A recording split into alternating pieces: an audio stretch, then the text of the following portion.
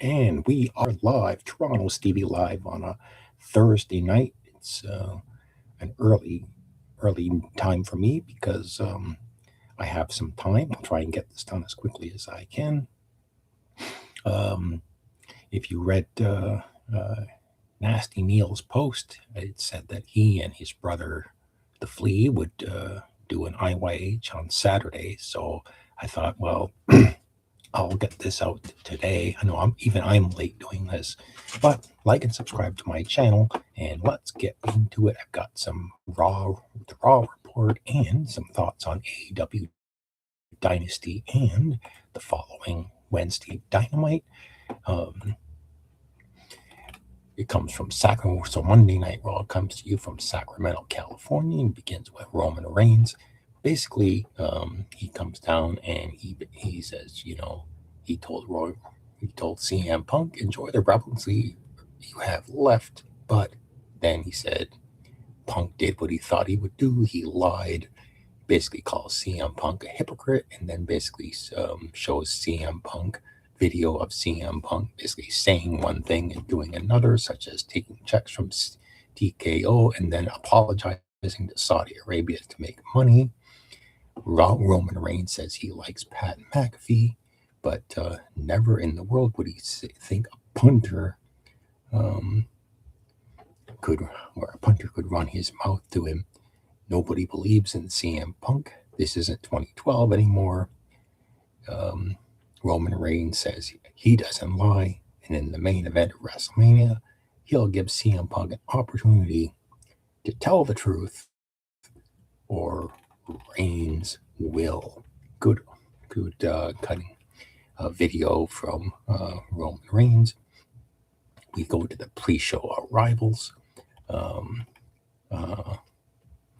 such as Stephanie Vaquer, Lyra Valkyria, Alexa Bliss, Charlotte Flair. And then there's a last week on Raw segment with Brock Lesnar and Oba Femi brawling. And Monday Night Raw actually kicks off live in the ring with Triple H, Paul Levesque, and the Raw general manager Adam Pearce. They are in the ring. Adam Pearce actually introduces Brock Lesnar, and Brock Lesnar comes down to the ring. He gets a huge reaction from the Sacramento crowd. And he does indeed sign the contract. He I think he did cut a promo, maybe a brief one, and then just gets out of the ring. I think he actually did Heyman, and he said, and he basically said, you won't even know Oba Femi's name after WrestleMania. He said this Saturday on the real main event, Heyman says, this Saturday and the real main event of WrestleMania. He has a prediction. It's not a spoiler. There's going to be a winner. There's going to be a loser. This Sunday, WrestleMania. The loser's name is the winner will be the greatest combat Lesnar, and then they just walk away. So then we get a replay of getting them into that 6-man tag team match. Then do a backstage segment with those two, and it promotes the 6-man tag team match at WrestleMania. They say it'll be on Saturday, and it'll be shown on ESPN2. So we're finally getting in at least 20 minutes, 25 minutes into the show. Coming back from the commercial break, there's another replay of last week on SmackDown, in which Charlotte Flair, so that Alexa Bliss could beat Bayley on SmackDown. And then finally, I'd say about 20 minutes into the show, maybe more, was Lyra Valkyria, and they have their tag team partners at ringside, promoting the fatal four-way for the women's tag team titles. Charlotte does go for the figure eight, but Lyra gets out of it. The finish, actually, I was quite surprised at the finish for this match because Charlotte tried to do an Orcon roll, but Bailey actually interfered in the match and allowed Lyra to roll up Charlotte and pin her 1, 2, 3. And afterwards, the two teams just stood in the ring arguing with each other. They didn't actually get into a fight. They were just arguing over the end result. Then we go to a backstage segment. It's with Jimmy and Jey Uso and LA Knight when they're confronted by the MFTs, Solo Sikoa, the Tongas, and JC Mateo. And LA Knight proposes a 6-man tag team match for the night, and he'll go to Adam Pearce to get that. A backstage segment, Stephanie Vacker. And then they promote Hulk Hogan's Real American Netflix documentary, Wednesday, April 22nd. I will probably tune in to watch this at some point. Maybe I might get on here and give you a review of it once I've watched it. So then we come back after that promotion, and you get Stephanie Vacker. She comes into the ring, makes her way to the ring. They play a replay of the backstage segment with Liv Morgan and Roxanne Perez. And then Kathy Kelly is in the ring, and she's about to interview Stephanie Vacker when Liv Morgan rushes into the ring and attacks Stephanie Vacker from behind. This basically, Stephanie Vacker bumps into Kathy Kelly, not too, she didn't take too hard of a bump. She just fell back into the corner and later had to be helped back to the dressing room by a couple of assistants. And basically, this allowed Stephanie Vacker to get beaten up by Liv Morgan, but Stephanie Vacker did make a comeback, and these two were kind of rolling around in the ring, fighting away. So this was, I think, the first of maybe a couple of brawls that happened on this show. But I'm still holding to my prediction that Liv Morgan will beat Stephanie Vacker for the belt. There is a last week on SmackDown segment or video, Rhea Ripley taking on B-Fab and Meechin and getting it, and Jade Cargill coming down, Io Sky coming down, and what happened there. Then there's a backstage segment, a woman named Jackie Redmond is with Io Sky. Io is actually confronted by Asuka and Kairi Sane, and they basically make a match for, I believe it was Io Sky versus Kairi Sane for later in the show. Then I think coming back from the commercial break, we get the 6-man tag team match. Jimmy and Jey Uso teaming with LA Knight to take on the MFTs, Solo Sikoa, JC Mateo, and Tonga Loa. Tala Tonga is at ringside.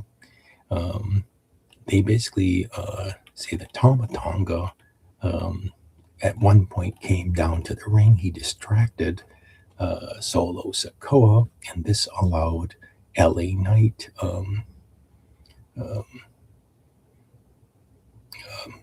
I think LA Knight hit the blunt force trauma on one of the Tongas, Tongaloa, and pinned him 1, 2, 3.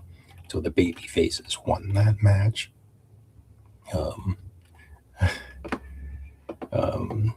There's a video of Pat McAfee and Randy Orton taking out Cody Rhodes and Jelly Roll from SmackDown. Coming back from the commercial break, they promote the WWE Hall of Fame ceremony taking place 9 p.m. Pacific time on Friday. It will be midnight on the East Coast.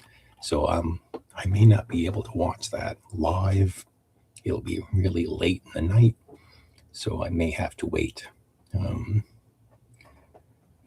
Coming back live into the arena, Gunther comes down to the ring and he is immediately attacked by Seth Rollins. Seth Rollins and Gunther brawl. This is brawl number 2, by the way, of the night. Gunther and Seth Rollins. When Gunther takes a powder, Seth Rollins runs back into the ring and grabs the microphone. And I think Gunther at one point, I think he got a microphone, and then they just got into each other's faces. But this was another brawl, and basically, again, promoting this one. I almost want to say that Gunther is going to take this one. Seth Rollins versus Gunther. I got to give it to Gunther. I think Gunther is going to get the win over Seth Rollins by hook or by crook, maybe put him to sleep. So there's a video promoting the return of the Demon Finn Balor. So it looks like the Dirty Dominic Mysterio will take on the Demon Finn Balor at WrestleMania. That should lead to an incredible entranceway for Finn Balor when he comes down. So Dirty Dom is in Adam Pearce's office complaining about he calls Rey Mysterio his deadbeat father, and he's complaining about Rey Mysterio getting a chance at the Intercontinental title in the ladder match. And then he complains about the Demon Finn Balor. He says, I thought the Demon was dead, and he wants the match canceled. But Adam Pearce says no. He says that Rey Mysterio earned his title shot, and as far as you're concerned, Dominic, your match is going to take place. So, coming back from the commercial break, is the next match in the night, Io Sky versus Kairi Sane. Kairi Sane has Asuka at ringside, and this one went through a commercial break. Asuka does indeed try to interfere in the match, and I think she actually does throw Io Sky into the ring post. This brings out Rhea Ripley, who comes down to the ring and attacks Asuka, and but this also brings out Jade Cargill, and she attacks Rhea Ripley. And I think when Io Sky tried to come to Rhea Ripley's aid, but that didn't work. And when she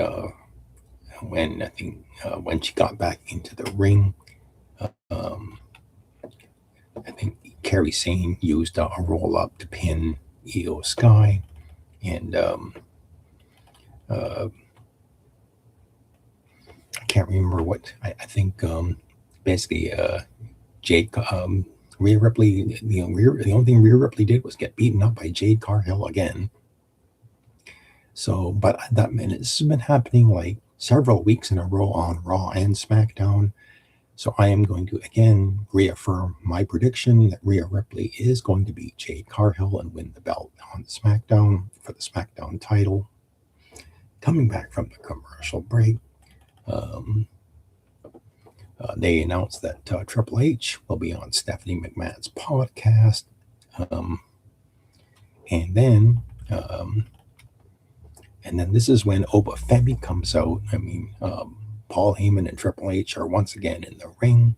Oba Femi comes down to sign the contract. He signs the contract, and then he actually gives his first major promo while he's been up on the main roster, because up until then He's just been coming down and beating people up, maybe getting a few backstage segments in, but um, not really getting an extended promo. This also brings out Paul Heyman. Paul Heyman says, I've been in this business my entire life. I've never seen someone come across to the audience as the biggest star in the industry as fast as Oba Femi. But being in this industry, I know where I'm safe and where I'm not. Oba Femi, you're a violent man, so I'm going to stay on the stage. And he basically says Femi is the most violent person in the WWF since Brock Lesnar. So at the same time that he's cutting this promo, Paul Heyman is actually putting Oba Femi over, which is really good. And I think Oba Femi comes back and he says he's taken everything in him. It takes everything in him to not come down that rampway and beat you pillar to post. But the fans start chanting "beat his ass" to Oba Femi.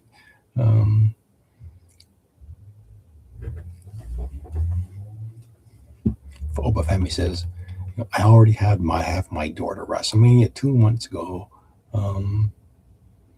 2 months ago, Paul Heyman and Brock Lesnar issued an open challenge to anyone who dared to step in.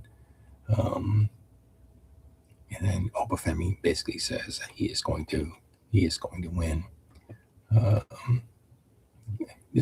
can't do this justice. I'm just skipping over most of what he said, but basically this was Oba Femi's first major promo. Good one. I thought he handled it very well. I think if he is going to be a major star in the WWE, he's going to have to learn how to cut a lot of promos because that's their style. Come down to the ring, talk for a bit, and you've got to connect to the audience.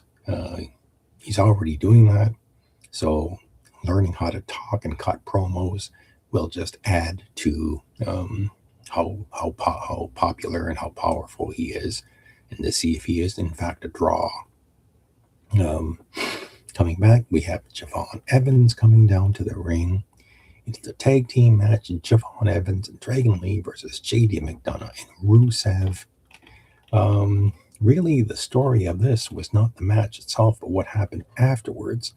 I think it was Javon Evans tagging out to taking out to Dragon Lee.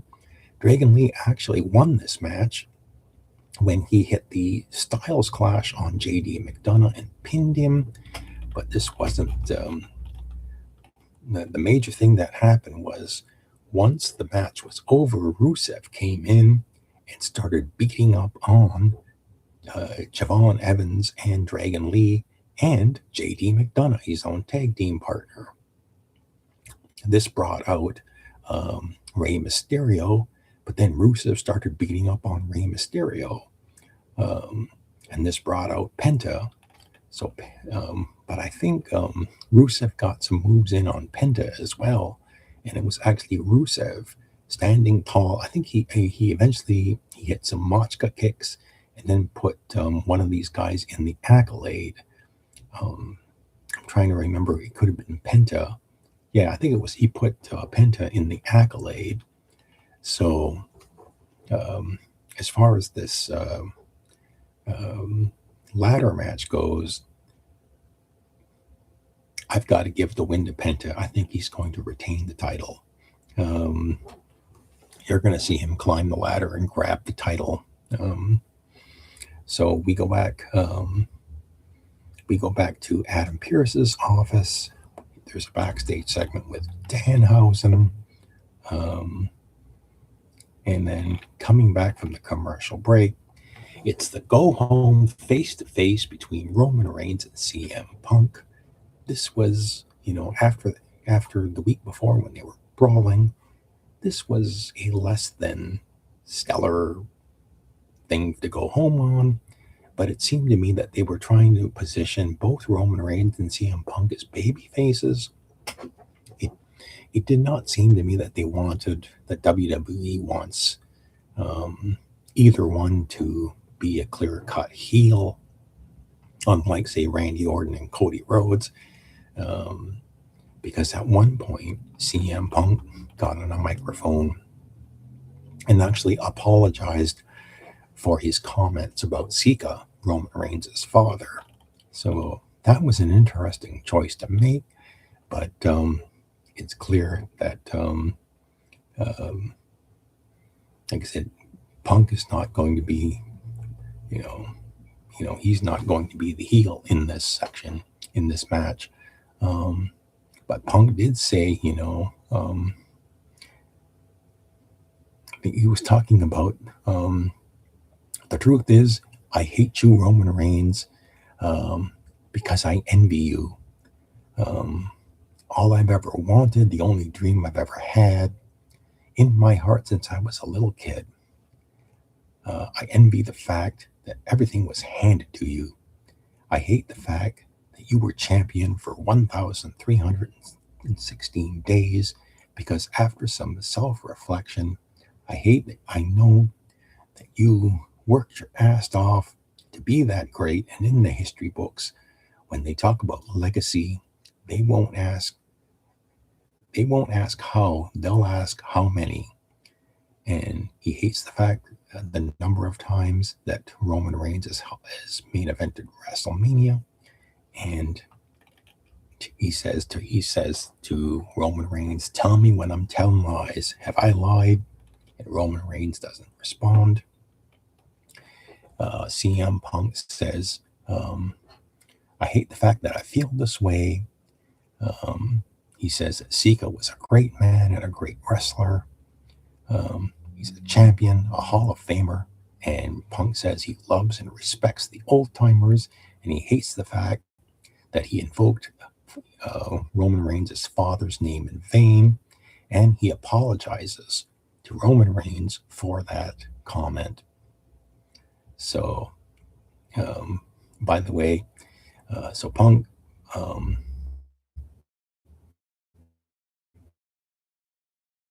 he keeps going on. He wasn't born into a dynasty. He doesn't know what it's like to have that kind of a family. He says he was born in the backyards and alleys of Chicago. He was a misfit, and he had to find family. And if you remember CM Punk's DVD, he kind of talks about this. I seem to recall he talked about being something but a bit of a misfit. But CM Punk says, I found my family in the streets of Sacramento. I found my family in every VFW hall, Knights of Columbus, bowling alleys, abandoned churches. He went to Japan, England, Puerto Rico. Everything was handed to him. He wasn't born with a silver spoon. And just cuts a heartfelt promo. Probably, like I said, after the brawl that they had, this was kind of like, sort of a come down. I have to admit, it was a come down from last week. Roman Reigns comes back and says, that's probably the truest stuff that I've ever heard you say up until the end. Reigns says, I hate you as well. I've hated you for a long time. The main reason is because of your relationship with the people. Sounds like something that someone else wrote for them and that they had to recite. Roman Reigns says, I hope that when the day comes, when I leave, people will miss me as much as they missed you. I hope that they chant my name for 10 years straight. He said that he tells Punk, you've made a great connection with the fan base. No one can take that away from you. But on Sunday, the truth is, that's your truth, but it's not reality. Roman Reigns basically says, time is up. I give you 2 months to hold the relevancy But now that's it.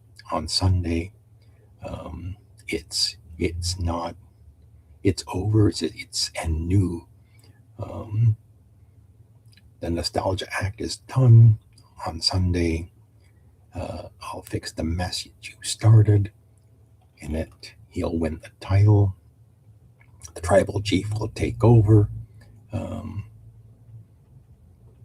he tells CM Punk, looks him straight in the face, and basically says, "You, along with the whole world, will acknowledge me." And that's how the show goes off the air. I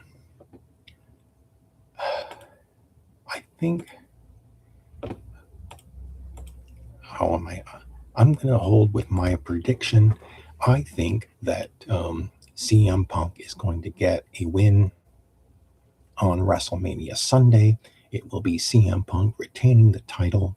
He's somehow going to probably hit the go to sleep on Roman Reigns and pin him 1, 2, 3 in the ring. I can't see any shenanigans taking place until possibly after, but even then that would kind of ruin the whole thing. So I think CM Punk is going to win the match. And that was Monday Night Raw. Kind of a lackluster, go home show to WrestleMania. But I also wanted to delve into AEW because we had some major things happen this week on AEW. First, there was AEW Dynasty, the pay-per-view on the weekend. I got a chance to watch the main show. I didn't watch the pre-show matches, just the main show matches. The Young Bucks, Matt and Nick Jackson, defeated Kazuchika Okada and Inosuke Takeshita to start off the show, when Takeshita basically just allowed the Young Bucks to beat up Okada, and he just stood there and got out of the ring and didn't help Okada, teasing the friction between these two, let it continue. The second match of the night was a huge surprise. Just recently, Chris Jericho had returned to AEW. There was a lot of rumors that Jericho was headed to WWE, possibly for a return, maybe a retirement tour, maybe a Hall of Fame induction, something like that. Jericho is about 54 years of age, so he hasn't got a whole lot of years left as an in-ring competitor. He had the second match of the night against Ricochet, and surprise, surprise, Ricochet got the win, using a lion salt on Jericho to pin him 1, 2, 3. I was completely surprised by this one. Didn't expect it. The third match of the night was Darby Allin versus Andrade El Idolo, with the winner of the match receiving an AEW World Championship match. So Darby wins this match, and I kind of thought, considering the main event, that it was probably going to be Darby winning this match. And this plays into what happened on Dynamite later on. We'll talk about it. The next match of the night was another tag team match. It was FTR, Cash Wheeler, and Dax Harwood taking on Adam Copeland and Christian Cage. This was for the AEW World Tag Team titles, and it was FTR actually hitting the Shatter Machine on Adam Copeland to retain the titles. So I don't know where this is going. The old guys, well, I guess you kind of expect the older guys to lose the match. I don't know whether they, climb their way back and eventually win the titles, or how this is going to go. But we'll see how this goes. And then it was followed by Kevin Knight versus Daniel Garcia. Or no, it was a 10-man casino gauntlet match for the vacant AEW TNT title, and you had to basically pin somebody in the match. And a whole bunch of guys got in the ring, And it was a surprise Kevin Knight, of all people, winning the title when he pinned Daniel Garcia. Um, Considering who was in that 10-man gauntlet match, Kevin Knight was not exactly high on my list of competitors that I thought was going to win it. But congratulations to him. That was a bold move to actually put a belt on this guy because he was in a tag team. So congratulations, Kevin Knight. The next match, a women's match, it was for the AEW women's title, champion Tekla versus Jamie Hayter, and Tekla retains the title. Followed by Jon Moxley versus Will Ospreay for the AEW Continental Championship. Yet another meaningless belt, but that was Jon Moxley retaining the title, actually pinning Will Ospreay. There was rumors that Will Ospreay would challenge for the AEW title, World Heavyweight title in London this year. But considering he keeps losing matches, it's going to be kind of hard trying to explain this. So I don't. I know Nasty Neil always complains about Will Ospreay always losing, but and finally we get the conglomeration of Orange Cassidy, Roderick Strong, and Kyle O'Reilly taking on the dogs of David Finlay, Clark Connors, and Gabe Kidd. This was for the AEW World Trios Championship, and it was the conglomeration winning those titles. Short match, 10 minutes. Yeah, I mean, it's nice that they have a trios title. And the positioning was interesting because it was right before the main event. The main event for the AEW World Heavyweight title, the champion MJF defending against Kenny Omega. And it was MJF. He picked up Kenny Omega. Kenny Omega kept trying to hit his finishing move. I think he did hit a one-wing angel on MJF, but MJF kicked out. The finish came when MJF hit a tombstone pile driver on Kenny Omega through a table at ringside. Then he had to throw Kenny Omega back up to the ring apron. He got back into the ring and he hit a heat seeker pile driver on Kenny, pinned him 1, 2, 3, and MJF retains the title. So it was MJF retaining the title for the AEW World Heavyweight title. And this led into Dynamite. So I was able to watch Dynamite last night.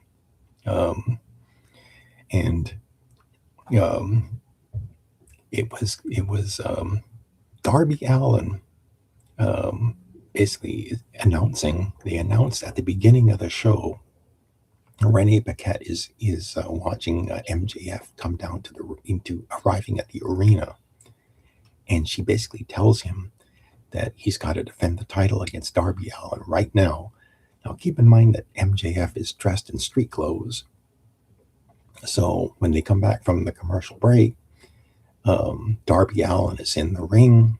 He's waiting. MJF comes down to the ring, and he's in his street clothes, and he says, "This is not happening." He refused, but I think it was Bryan Danielson stands up. He's got a microphone, and he basically announces, "Tony Khan agrees with you. You will not have this match until you prepare." And at first, MJF thinks that the match is canceled. But then Bryan Danielson announces that the match will happen tonight, but it will be in the main event. And he announces that if MJF refuses to take part in the match, he will be stripped of the AEW World Heavyweight title. So let's just skip to the main event of the show. MJF and Darby Allin come down to the ring. And Darby, he had vowed to win the match using a headlock takedown because that's how MJF had won previously, using the Dynamite Diamond Ring. And so Darby immediately attacks MJF, and he hits not one, not two, not three, but 4 coffin drops from all 4 corners of the ring onto MJF, and then he clamps on the headlock takedown and pins him 1, 2, 3 in the middle of the ring to become the new AEW World Heavyweight Champion. So this was certainly quite an interesting way for MJF's reign as champion to come to an end. But afterwards, the locker room emptied out. They were celebrating with Darby in the ring, including the return of the icon Sting. Sting did come down. He's looking pretty long in the tooth, but he came down to celebrate with Darby Allin. So this opens up some interesting storylines in AEW. You're going to have MJF trying to get the belt back. You're going to have Tommaso Ciampa won a match, and he got on the microphone and basically said that he wanted to challenge the winner of MJF versus Darby Allin. So I guess it's going to be could be Ciampa versus Darby Allin sometime later in the year. You also have because on Dynasty they didn't have Swerve Strickland wasn't on the show. Hangman Adam Page wasn't on the show. So they kind of cooled them off for a little while. But eventually they could come back.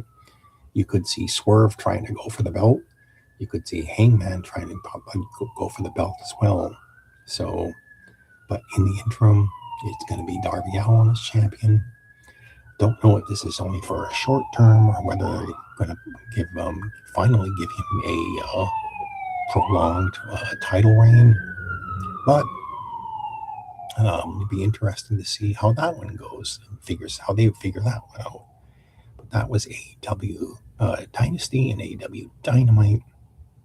So I'll post this on the In Your Head Facebook page, on YouTube, and on Twitter X. Let me know what you think about these shows. Like and subscribe to my channel, and thank you very much for tuning in today, and I will get out of here. Thank you very much, and bye-bye.